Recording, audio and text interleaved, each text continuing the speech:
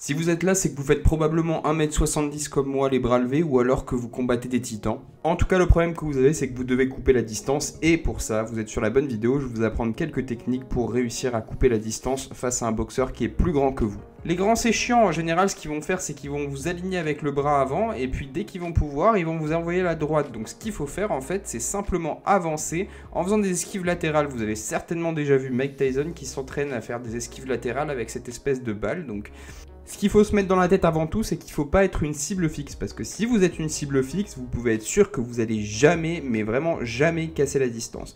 Donc en fait, il faut vraiment faire ces petites esquives latérales là, jamais rester posé et amener petit à petit l'adversaire dans les cordes. Parce que c'est là où il va avoir du mal à se défendre.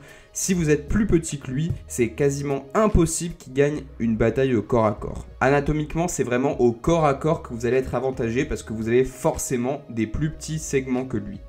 Mais vous allez me dire, comment est-ce que je l'amène dans les cordes? Bah c'est facile en fait, enfin c'est facile à dire, c'est plus dur à faire. En fait, il va falloir le cadrer. Donc le cadrer, c'est quoi? C'est lui couper le ring. Ça se distingue en fait de suivre simplement. Si vous suivez l'adversaire, bah en fait, il va vous balader. Et nous, ce qu'on veut, c'est pas du tout le suivre. En fait, c'est justement lui bloquer la route et en fait l'empêcher de partir où il veut. Donc en lui coupant la route petit à petit, on va progressivement l'emmener vers les cordes et c'est là où on va pouvoir le canarder à fond.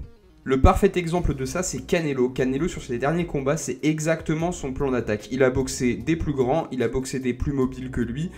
Par exemple, contre Callum Smith, ce qu'il a fait, c'est lui couper le ring petit à petit et il l'a fini par le détruire, mais vraiment progressivement au fil des rounds. Et c'est exactement le même schéma qui est reproduit et qu'il a reproduit le 6 novembre contre Caleb Plant. Lui, pour le coup, il est vraiment pas du tout embêté par un boxeur qui est plus grand que lui. Allez, je vous donne une autre technique qui est hyper efficace pour toucher un adversaire qui est plus grand que vous, c'est de jabber en même temps que lui, tout simplement. Sauf qu'en fait, vous allez liner un petit peu le jab sur le côté, vous allez passer en dessous son jab et vous allez toucher soit en bas à l'estomac, soit en haut à la face. L'avantage de ça, en fait, c'est que vous allez pouvoir travailler en même temps que lui parce que le danger, en fait, c'est de s'engager dans un jeu de à toi, à moi. Et en fait, ça, vous allez finir par perdre parce que lui, il va vous débiter beaucoup plus que vous. Personnellement, ce que j'aime bien faire, c'est vraiment répondre à tous les jabs qu'il va m'envoyer, même s'il double. Je balance mon jab en même temps et puis une fois que j'ai balancé mon jab, je suis au corps à corps et de là, je peux travailler en crochet, en uppercut. Et ça, c'est vraiment très chiant parce que je peux vous dire que quand vous avez un petit comme moi qui arrive sur vous avec des crochets, des uppercuts, c'est très chiant à boxer. Là, je me fais un petit peu l'avocat du diable. Si vous êtes le grand, vous pouvez vous accrocher directement au boxeur qui est plus petit ou alors faire des pas de retrait et contrer avec des uppercuts ou des crochets. Ne vous inquiétez pas, je ferai une vidéo spéciale pour les grands, pas de favoritisme, je vais aider tout le monde. Autre déplacement pour boxer un grand, ça c'est quelque chose que je vois pas énormément. J'avais un collègue qui le faisait, donc lui était vraiment un maître de cette technique. En fait, il était tout le temps en impulsion-répulsion. Donc l'impulsion-répulsion, c'est sautiller en fait, tout simplement. Et en fait, en sautillant, il avançait, il reculait, ça faisait qu'en fait, il était jamais à la même distance de l'adversaire et l'adversaire ne pouvait pas le toucher aussi facilement. En fait, c'est un petit peu la même chose que si vous faisiez des esquives latérales tout le temps. Sauf que là, c'est en impulsion-répulsion vers l'avant et vers l'arrière. Donc en fait, ça fait que dès que l'adversaire le frappait, lui, il reculait et il revenait directement sur lui. Et ça, c'est faisable sur un grand également. Donc c'est génial contre un adversaire qui fait la même taille que vous. Mais contre un grand, ça marche aussi. N'oubliez juste pas que le gars, il a forcément le bras long. Donc il va vous toucher de beaucoup plus loin. Donc prenez ce détail en compte. Et en fonction de ça, vous allez pouvoir développer cette stratégie-là qui est très intéressante également.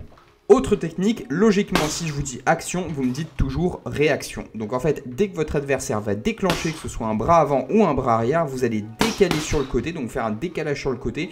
Et là, en faisant le décalage, vous allez forcément vous rapprocher et pouvoir le frapper d'un angle différent cette fois.